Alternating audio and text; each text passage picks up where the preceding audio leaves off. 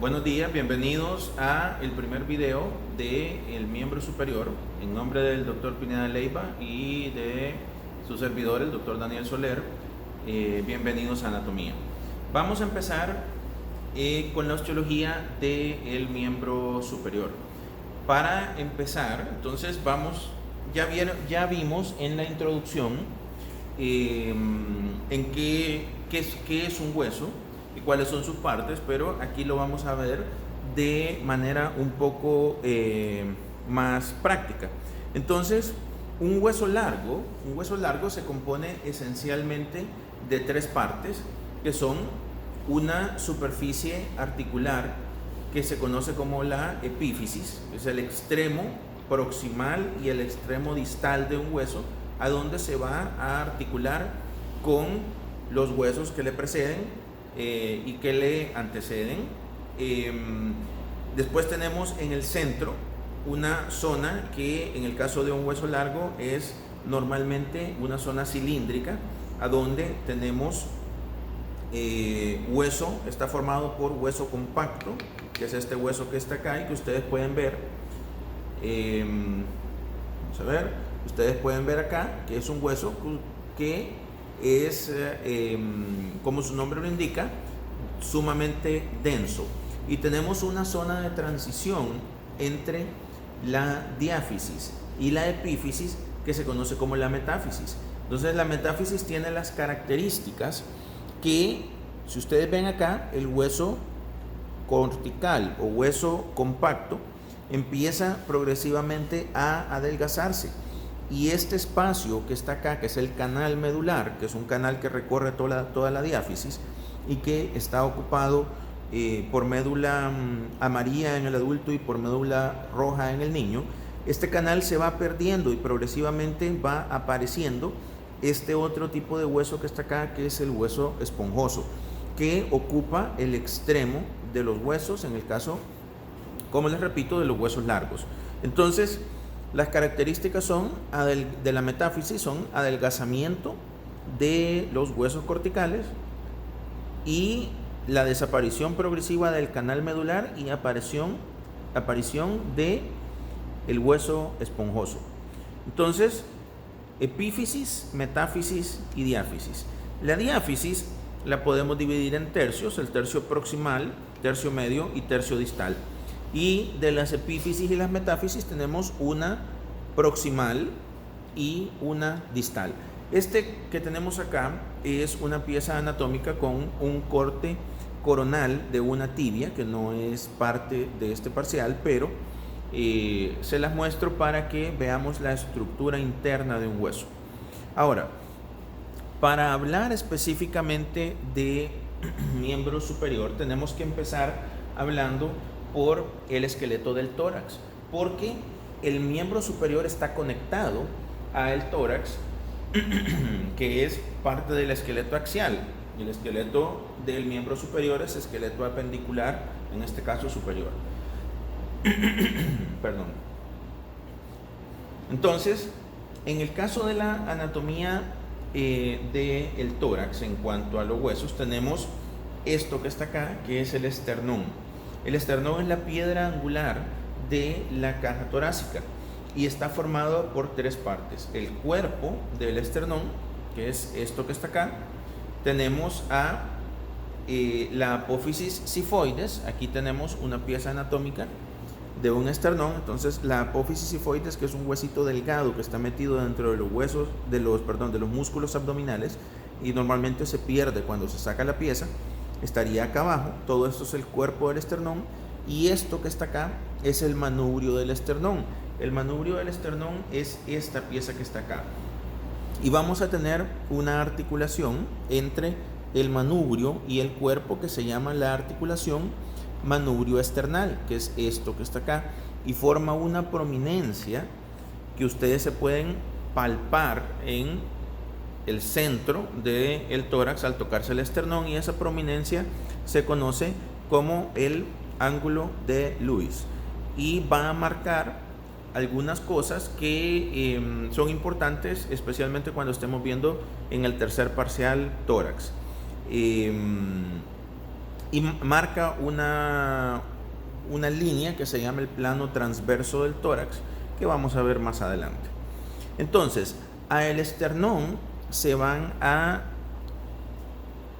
con el esternón se van a articular las costillas a través de estos que están acá, que se llaman los cartílagos costales, que son estas partes que tenemos en color verde en este esqueleto.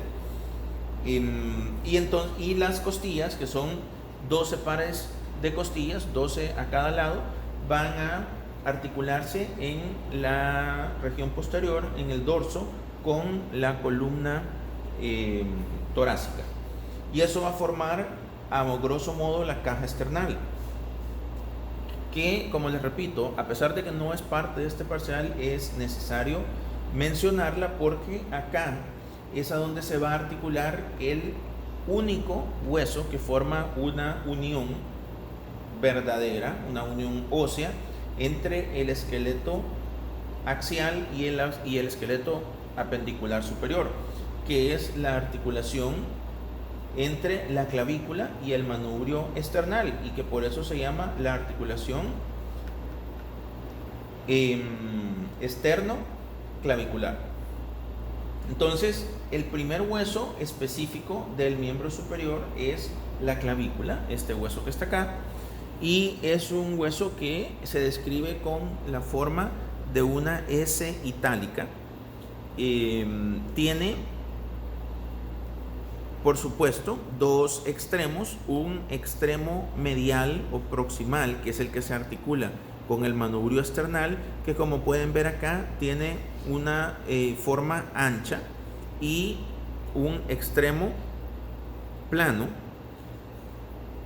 Después va a tener también dos superficies, una superficie cefálica o superior, que es lisa, básicamente no tiene ningún accidente anatómico, y tenemos la cara inferior, que es la cara caudal o torácica, a donde tenemos diversos accidentes anatómicos. El primero de ellos, vamos a nombrarlo de medial a lateral, es esto que está acá, que es una tuberosidad que sirve para la inserción de un ligamento que va a unir a la clavícula con la primera costilla, y se conoce como el ligamento costo-clavicular. Después tenemos este surco que está acá, que es un surco a través del cual pasa la arteria y la vena subclavia, que son los principales vasos de esta zona en que llevan la sangre hacia el miembro superior. Y distalmente vamos a tener estas otras dos apófisis óseas que sirven para la inserción de dos ligamentos que se llaman ligamentos conoide y trapezoide. Esta es la apófisis conoide y aquí se inserta el ligamento trapezoide. Los ligamentos conoide y trapezoide lateralmente, porque este es el extremo lateral de la clavícula, y el ligamento costoclavicular medialmente dan estabilidad vertical a la clavícula. Eso quiere decir que estos ligamentos son los encargados de que los músculos que se insertan en la clavícula no la traccionen y no la desplacen hacia arriba como resultado de las fuerzas que ellos ejercen. En el extremo distal de la clavícula, si ustedes pueden ver acá, entonces tenemos un ensanchamiento del extremo lateral, y si ustedes lo ven acá, entonces ven que es un extremo más delgado que el extremo medial. Entonces está ensanchado pero aplanado, y va a formar una articulación con un accidente anatómico, con una apófisis ósea de la escápula, que es este hueso que tenemos acá. Entonces la clavícula se va a articular de esta forma con el acromión. Entonces, la clavícula es, y repito, muy importante, la única conexión ósea existente entre el miembro, entre el esqueleto axial superior y el esqueleto axial. ¿Cómo van a determinar de qué lado es una clavícula? Entonces, lo primero que tienen que hacer es determinar cuál es el extremo medial y cuál es el extremo lateral.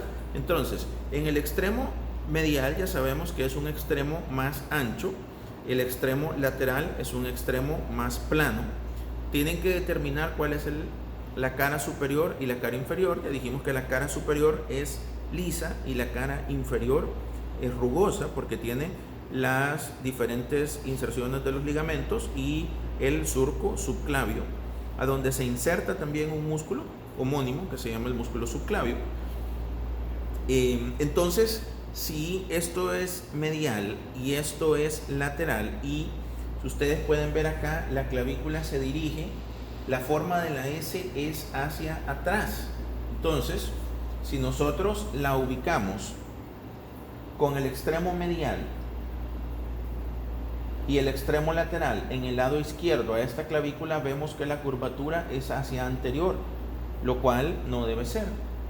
Entonces la ubicamos en el lado derecho y ahí vemos que la curva es hacia posterior.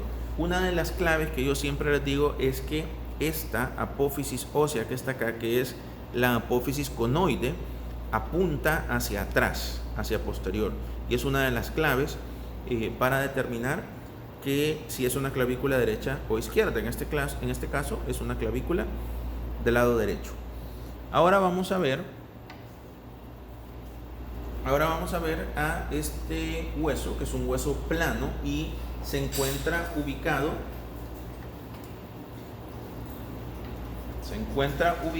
en la cara posterolateral del dorso del esqueleto, y tiene una cara anterior, que es una cara anterior relativamente lisa, se llama la fosa subescapular, y de aquí se origina, aquí se inserta un músculo que se llama el músculo subescapular. En la cara, esta es la cara anterior. La cara posterior está marcada predominantemente por la presencia de la espina de la escápula, que es esta prominencia ósea que va a terminar en esta apófisis ósea que ya habíamos mencionado, que se llama el acromión.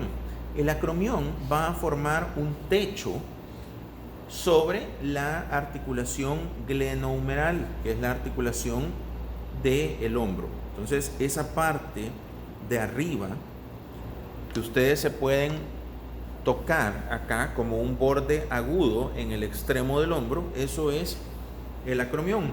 Entonces, la espina y el acromión va a dividir la superficie posterior de la escápula en dos fosas, una fosa supraespinosa, o sea, por arriba de la espina de la escápula, y una fosa infraespinosa, que es mucho más grande y que está ubicada por abajo de la espina de la escápula.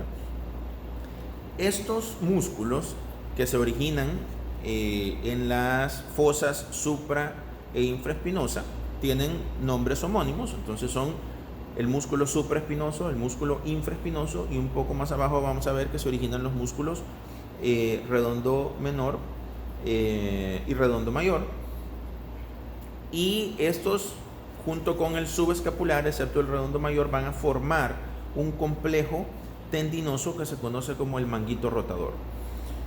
Entonces, si vemos acá de la cara anterior, vamos a ver que la escápula tiene un borde lateral, un borde medial. Acá tenemos esta escotadura que se llama la escotadura escapular, y tenemos esta otra apófisis ósea que es la apófisis coracoides.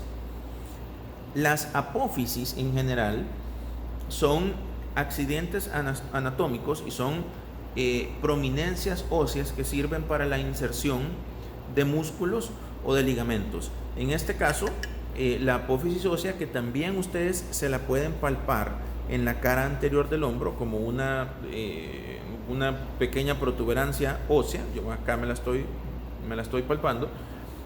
Sirve para la inserción de tres diferentes músculos que vamos a ver más adelante. Otra cosa importantísima que tenemos acá es la glenoides. La glenoides es la superficie articular de la escápula que va a formar la articulación glenohumeral. Entonces, si ustedes ven, la glenoides es una concavidad, pero no es demasiado profunda. Y si ustedes la comparan con el tamaño de la cabeza del húmero, es relativamente pequeña. O sea, es una articulación a donde la congruencia entre una y otra es relativamente pequeña. ¿Qué quiere decir? Que no es una cabeza, que es esto que está acá, que está rodeada en su totalidad por hueso, sino está parcialmente cubierta por hueso. Y eso permite que la articulación glenohumeral sea la articulación con mayor movilidad que hay en el cuerpo. Los arcos de movilidad son grandísimos. Ahora, eso hace también que sea una articulación relativamente inestable, y por eso es la articulación que más se luxa, que es lo que la gente dice se zafa. Entonces, que es cuando la articulación, a consecuencia más comúnmente de un trauma, pierde su relación, y entonces uno de los huesos se desplaza, no, es el distal el que se desplaza siempre en relación al proximal. Entonces, cuando pierden esta relación y están así, eso se llama una luxación. Esto es la articulación glenohumeral. Y la glenoides, si estuviéramos viendo un cadáver, nosotros viéramos que tiene una estructura fibrocartilaginosa que hace un poco más profunda esta concavidad, que se llama el labrum glenoideo. También tenemos dos apófisis óseas, una arriba y una abajo, que se llaman los tubérculos supraglenoideo e infraglenoideo, que son importantes porque de aquí se van a originar dos músculos que vamos a ver más adelante, que es de acá arriba una de las cabezas del bíceps braquial y de acá abajo una de las cabezas del tríceps braquial. Entonces, es importante mencionar que la escápula es un músculo, es un hueso sumamente móvil que está, se podría decir, como flotando en la cara posterior del tórax, en el dorso, y solo está articulada a través de la articulación acromioclavicular con la clavícula y a través de la articulación glenohumeral con el húmero. Toda la cara, el extremo, el borde medial no está articulado, ninguna parte del cuerpo está articulado con ningún otro hueso, está unido a través de músculos al tórax. Eso quiere decir que se mueve libremente. Entonces, la escápula puede hacer elevación, depresión, puede hacer protracción, puede hacer retracción y puede hacer rotación sobre su propio eje. Cuando ustedes hacen protracción, por ejemplo, si ustedes hacen esto, como el movimiento de tirar un puñetazo, entonces la escápula se desplaza anteriormente, eso se llama protracción. Y cuando ustedes hacen esto y juntan los hombros, entonces hacen retracción. Si ustedes hacen abducción, entonces la escápula rota para, junto con la articulación glenohumeral, hacer la abducción completa. Entonces, los movimientos que ocurren en la cintura escapular, que se conoce, son movimientos bastante amplios, son los movimientos más amplios del cuerpo, de hecho, los movimientos articulares más amplios del cuerpo, y ocurren gracias a que la articulación glenohumeral, que es una articulación de tipo esferoidea sinovial, es la más móvil del cuerpo, y a que la escápula tiene una movilidad altísima. Si nosotros ponemos el húmero en su lugar, entonces vamos a darnos cuenta que entre el acromión y la cabeza del húmero queda un espacio, este se llama el espacio subacromial, y a través de este espacio pasa el tendón del músculo supraespinoso y por acá atrás pasan los tendones de los músculos infraespinoso y redondo menor, y por adelante viene el músculo subescapular hacia acá. Entonces esos van a rodear desde la escápula al húmero para jalarlo hacia la glenoides y mantener en gran parte la estabilidad de la articulación. ¿Cómo vamos a determinar de qué lado es la escápula? Esto es súper fácil porque ya sabemos que tanto el acromión como la glenoides son laterales. Y sabemos que la espina de la escápula es posterior, está en la cara posterior, y la fosa subescapular, que es la cara anterior, que es lisa, es anterior, está pegada a la cara posterior del tórax. Entonces, si nosotros pusiéramos la escápula en el lado izquierdo, veríamos que la glenoides nos queda hacia medial. Entonces la única opción es que sea derecha. Continuamos con el siguiente hueso, que es el húmero. El húmero es un hueso largo típico y tiene las partes que les había mencionado antes, que son la epífisis, la metáfisis, en este caso proximales, epífisis y metáfisis, en este caso distales, y la diáfisis.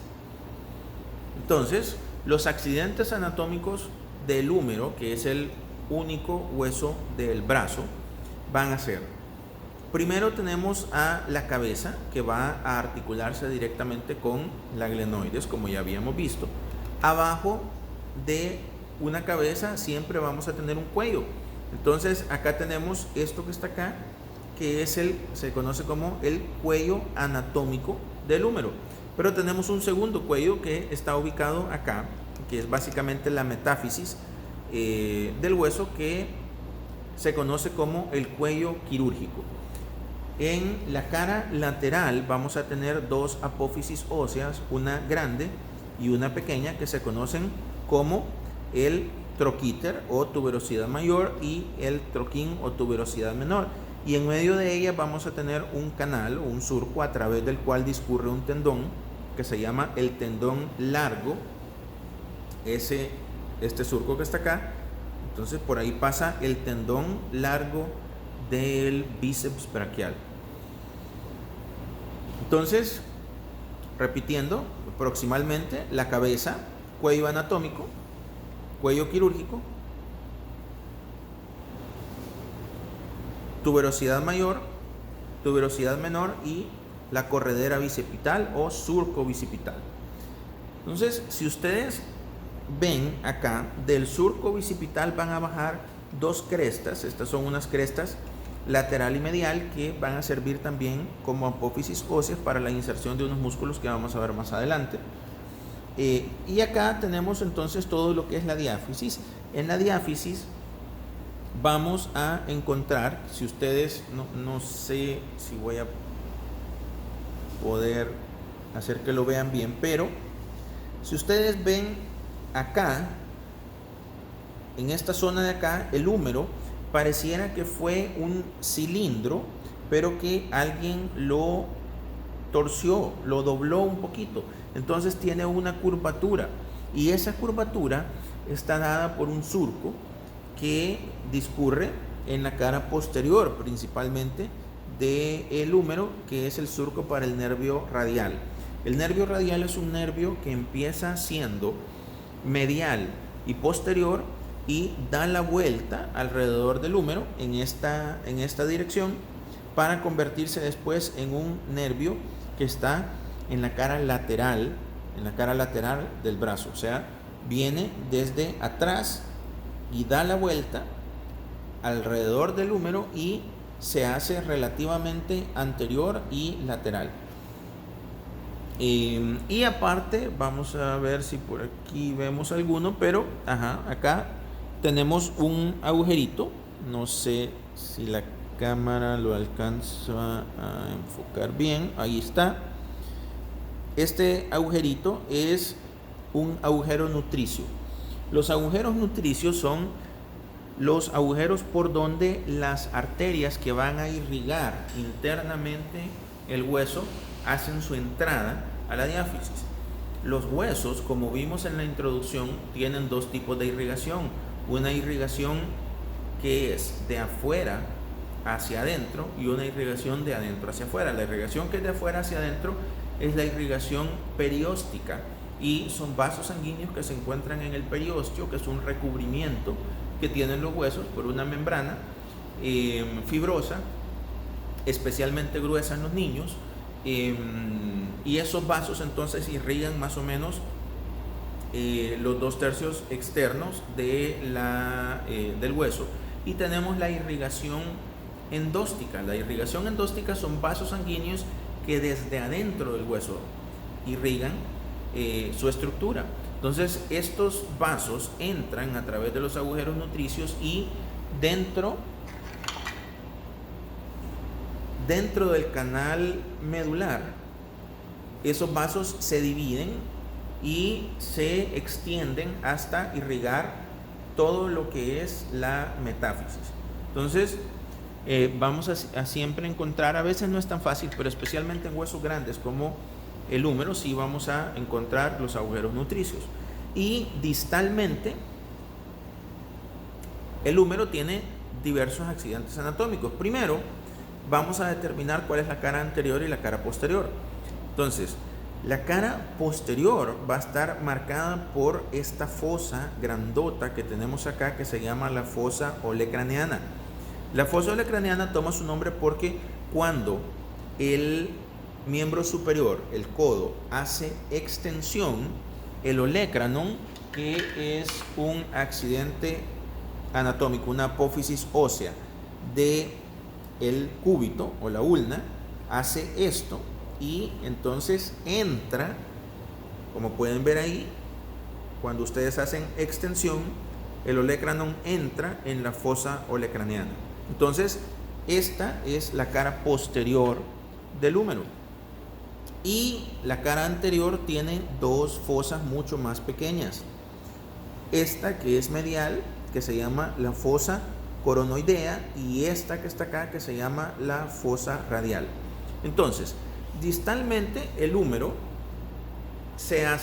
pasa de ser una estructura cilíndrica a ser cada vez más ancha y, como pueden ver acá, a hacerse cada vez más plana.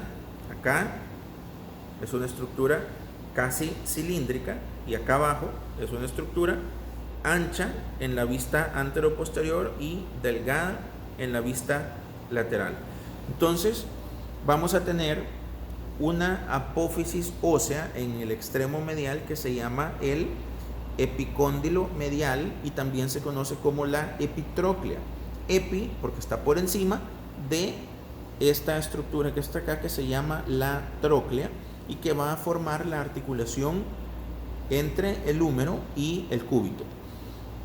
La tróclea es esto, y después tenemos esta que tiene forma como de una ruedita. Vamos a ver si lo alcanzan a ver. Esta que está acá se llama el cóndilo humeral, y sobre el cóndilo tenemos esto, que también es una apófisis ósea, solo que mucho más pequeña que la medial. Esta es lateral, es el epicóndilo lateral. Entonces tenemos estas crestas que se llaman las crestas supracondilias, que son estas crestas que vienen acá y acá.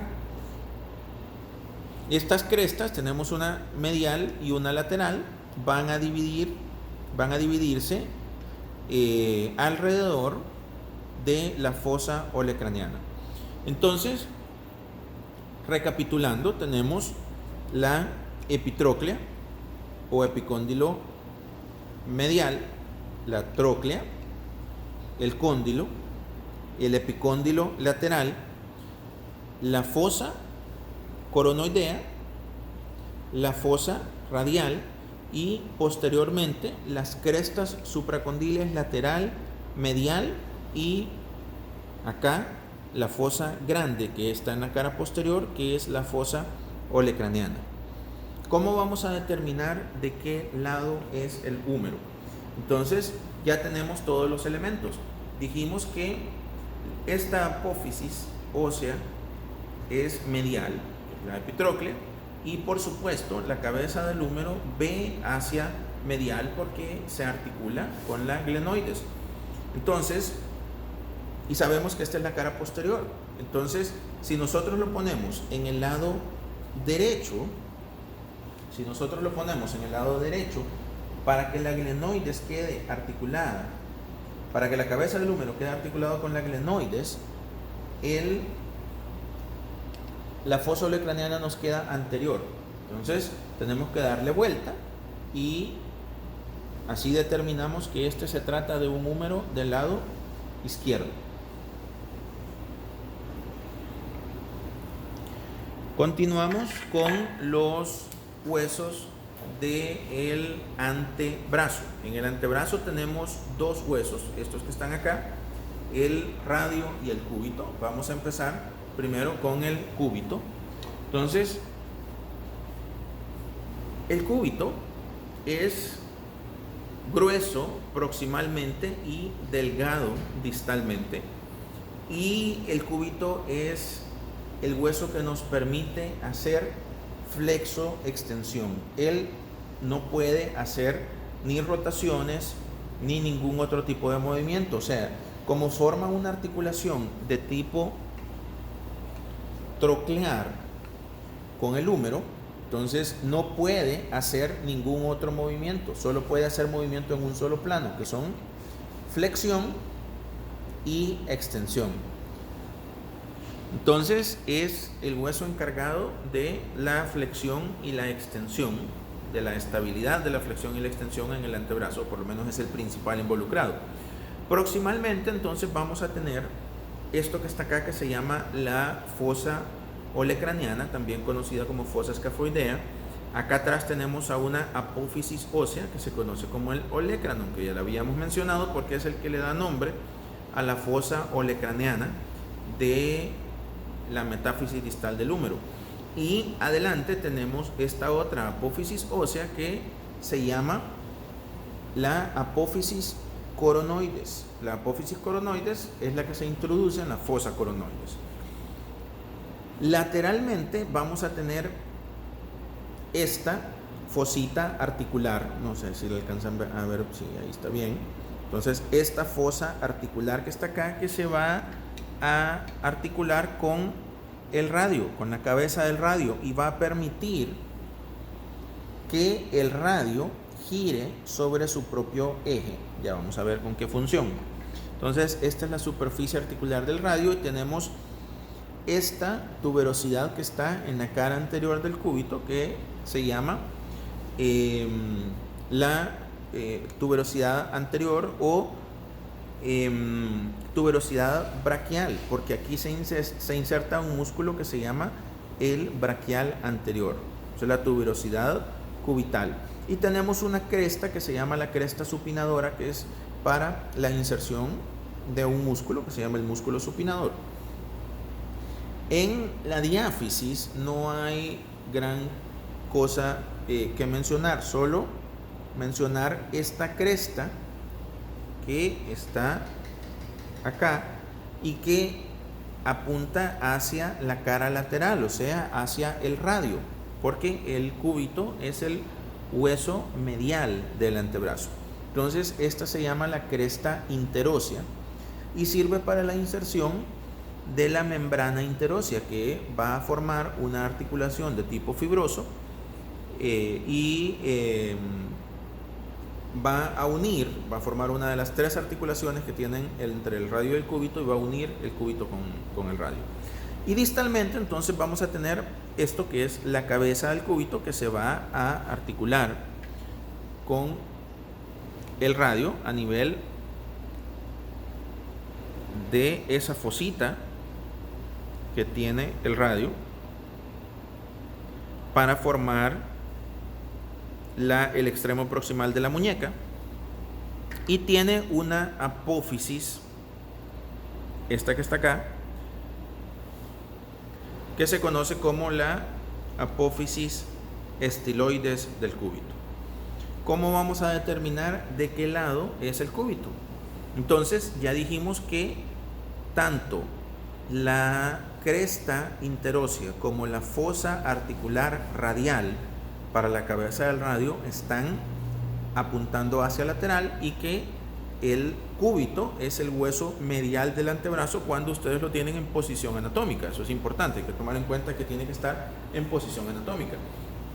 Entonces, si nosotros lo ponemos en el lado derecho, vamos a ver que la cresta interósea apunta hacia lateral, como debe ser, y la fosa radial apunta hacia lateral, como debe ser.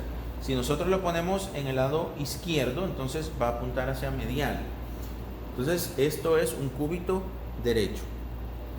Es importante que ustedes aprendan a determinar de qué lado es cada hueso, porque en el examen práctico nosotros vamos a poner, por ejemplo, una marca sobre una apófisis ósea, y ustedes tienen que contestar no solamente cuál es el nombre de esa apófisis, sino de qué lado es. Entonces continuamos con el siguiente hueso, que es el radio. El radio es, al contrario del cúbito, delgado proximalmente y ancho distalmente, y el radio tiene la particularidad de que su movimiento no solo es acompañar al cúbito en la flexión y la extensión, sino que un movimiento trascendental que hace es rotar sobre su propio eje y quedar cruzado, formando como una X cuando el antebrazo se mueve, rota para hacer pronación y supinación. O sea, en supinación, el radio y el cúbito están uno al lado de otro, pero si ustedes tienen el miembro en pronación, entonces el radio rota sobre el cúbito y quedan de esta manera, cruzados. Para poder hacer eso, entonces, proximalmente, el radio tiene esto que se conoce como la cabeza del radio, y que también se le dice la cúpula radial, porque si ustedes se fijan, tiene forma como de una cúpula, y esta se va a articular con el cóndilo humeral, y aquí va a poder hacer este movimiento de rotación. Hace flexión y extensión y hace movimientos rotatorios sobre su propio eje, lo que significa que esta articulación, que es de tipo condilia, se mueve en dos planos diferentes. En este plano de flexión y extensión, y hace también movimientos de rotación. Entonces tenemos la cabeza del radio. Abajo de la cabeza siempre vamos a tener un cuello, y acá tenemos esto que se llama la tuberosidad anterior del radio, que también se conoce como la tuberosidad bicipital, porque aquí se va a insertar el bíceps braquial. Distalmente vemos que el radio no es un hueso recto, es un hueso curvo. Tiene una curvatura que tiene su concavidad interna y su convexidad en la cara lateral del antebrazo, y en el borde, en el extremo medial, va a tener la cresta interósea, que es la inserción radial de la membrana interósea, y distalmente tenemos la metáfisis distal del radio, que si ustedes la ven anteriormente, que es esto que está acá, es una superficie relativamente lisa y cóncava, y la superficie dorsal tiene accidentes anatómicos y es convexa. Y si ustedes la ven así en lateral, entonces se van a dar cuenta que la superficie articular del radio está viendo ligeramente hacia anterior, o sea, la superficie articular del radio no es así, sino está ligeramente inclinada hacia anterior. Entonces, anteriormente dijimos que es cóncava y no tiene nada importante, pero en el dorso va a tener este tubérculo que tenemos acá, que se llama el tubérculo dorsal del radio.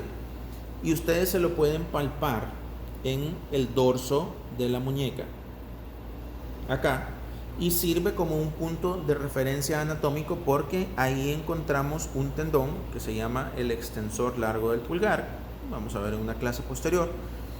Y tenemos también la apófisis estiloides del radio, o sea, tanto la apófisis estiloides del radio como del cúbito participan en la formación de la parte proximal de la muñeca. Ahora, si ustedes ven cómo se unen a nivel de la muñeca, se van a dar cuenta que el radio es más alto que el cúbito y la superficie articular distal del radio no es perpendicular al eje del hueso, sino está inclinada ligeramente hacia medial. Y esa es la razón por la que cuando ustedes ponen la mano tiende a irse en esta posición. Si ustedes relajan la mano, nunca se va a ir para el lado lateral, siempre se va a ir para el lado medial, porque en el lado lateral tenemos al estiloide del radio que es más alto y les impide hacer este movimiento más allá de cierta angulación. En cambio, hacia el otro lado tenemos una angulación mucho mayor. Ahora, en la carilla articular, que se va a articular con los huesos del carpo, tenemos dos diferentes fosas. Tenemos una fosa lateral, cuyo lecho está predominantemente en el estiloides del radio, que se llama la fosa escafoidea, porque es a donde se va a articular con el escafoides. Y tenemos esta fosita que es medial, que es la fosa semilunar, para articularse con el hueso semilunar, cuyo nombre en nomenclatura anatómica internacional es el lunate. Y en el extremo medial tiene esta escotadura, que es una superficie articular para articularse con el cúbito. Entonces tenemos que el radio y el cúbito al final tienen tres articulaciones: la articulación radiocubital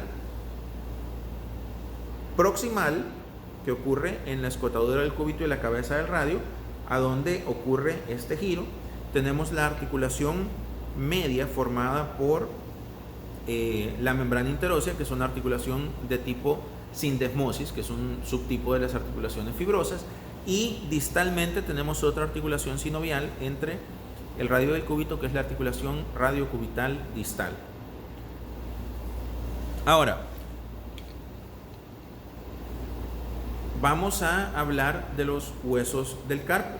Entonces, los huesos del carpo son dos filas de 4 huesos cada uno que se continúan al radio y el cúbito para formar la articulación de la muñeca. La articulación de la muñeca, igual que la articulación del codo, es una articulación compuesta, lo cual quiere decir que está formado por más de 2 huesos. En el caso de la articulación del codo, en el codo vamos a tener a la articulación formada por el húmero con el radio y la articulación formada por el húmero con el cúbito, más la articulación radiocubital proximal. Eso significa que tenemos 3 articulaciones, pero las 3 están envueltas en una sola cápsula articular. Eso se llama una articulación compuesta. El caso de la muñeca es una articulación compuesta, pero mucho más compleja, porque involucra el radio, involucra parcialmente el cúbito e involucra 8 huesos del carpo más la base de los 5 metacarpos, que son los huesos que forman la estructura de la mano. Entonces, vamos a tener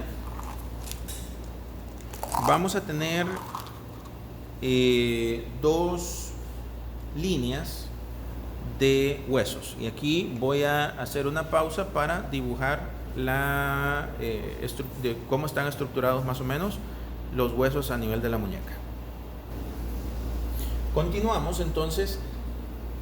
La muñeca está formado por el radio, el cúbito, y tenemos estas que son las líneas proximal y distal, cada una formada por 4 huesos, que son los huesos del carpo. Entonces, los vamos a enumerar de lateral a medial y de la fila proximal a la fila distal. Tenemos primero a el escafoides.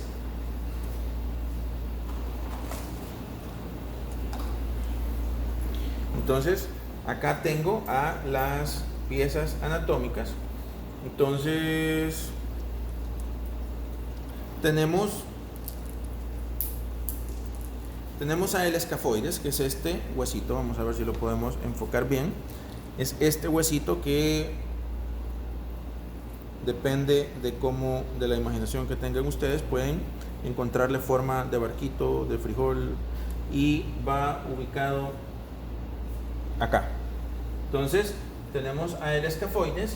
Después tenemos a este que está acá, que en una vista antero-posterior se va a ver así como cuadrado, pero que si ustedes ven la pieza anatómica, entonces se van a ver que tiene la forma de una luna, y por eso se llama el semilunar o lunate. Por eso la L que está acá, este es el escafoides, el lunate. Después tenemos a el hueso piramidal,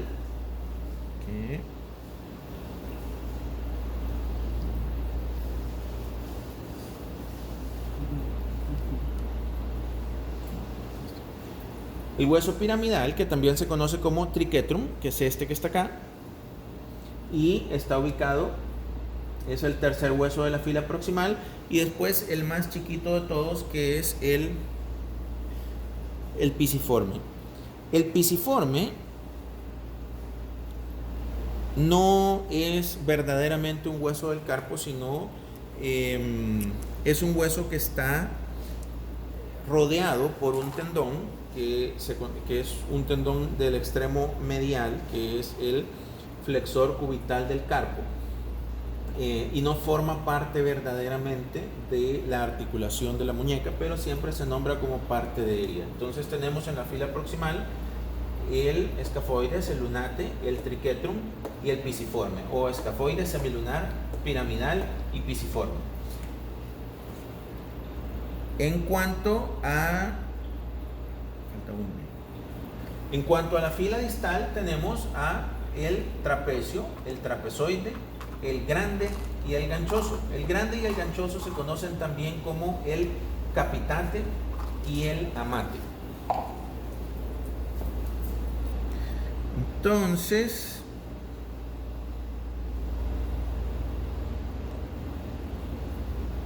el primero de ellos, que es el trapecio, como su nombre lo indica, tiene forma trapezoidal. Si ustedes lo ven ahí, tiene forma como de un papelote. Entonces, le ven la forma romboidal, trapezoidal que tiene. Este es el trapecio. Después tenemos a el trapezoide. El trapezoide pareciese como la patita de un elefante. Va ubicado acá. Después tenemos al más grande de todos, que es este que está acá, que es el capitate o hueso grande. Y tenemos a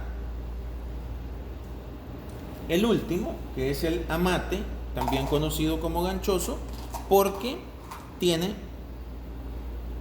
ese ganchito que está ahí. Ahora, es trascendental entender que la muñeca es una articulación sumamente compleja y funciona cuando ustedes mueven la muñeca.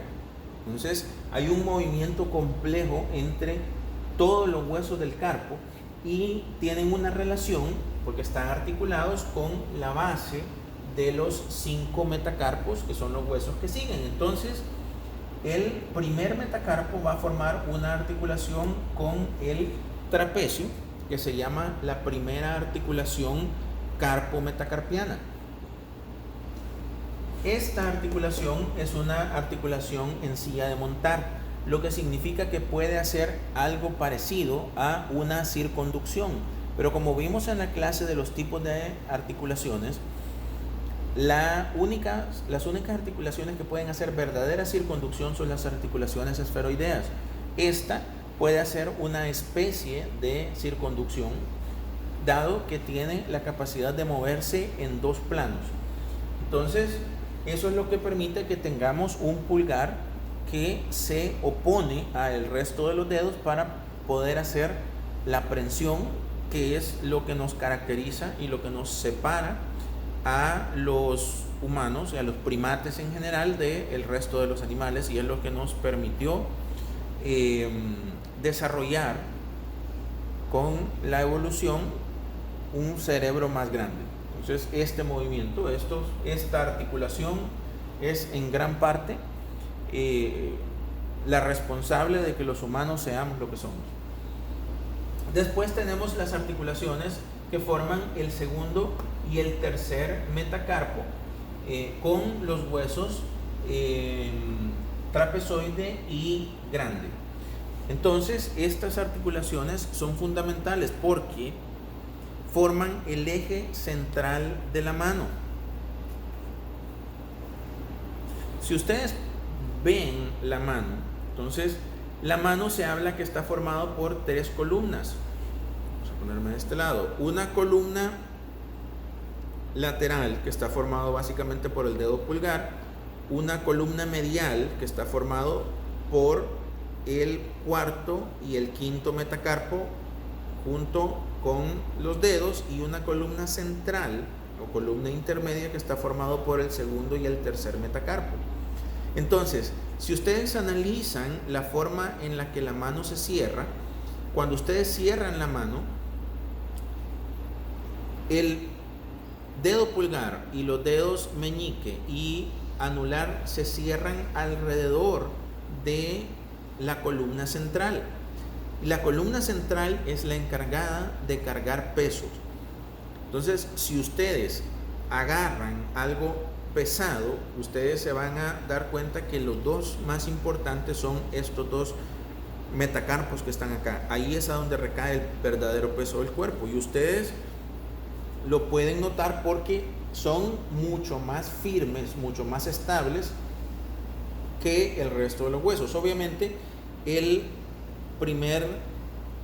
la primera articulación carpo-metacarpiana tiene una gran movilidad, y si ustedes ven del otro lado, las articulaciones del carpo-metacarpiana del quinto y del cuarto son sumamente móviles. Ustedes agarran la cabeza de los metacarpos y la pueden mover con mucha facilidad, pero si ustedes agarran la cabeza del segundo y especialmente del tercero, casi no se mueven, y es porque tenemos un eje de carga que viene desde el tercer meta, pasa por el hueso grande, posteriormente por el lunate, hasta transmitir ese peso al radio, y una menor que pasa por el segundo meta hacia el radio. Y después la columna lateral y la columna medial están ahí para cerrarse alrededor de la columna intermedia.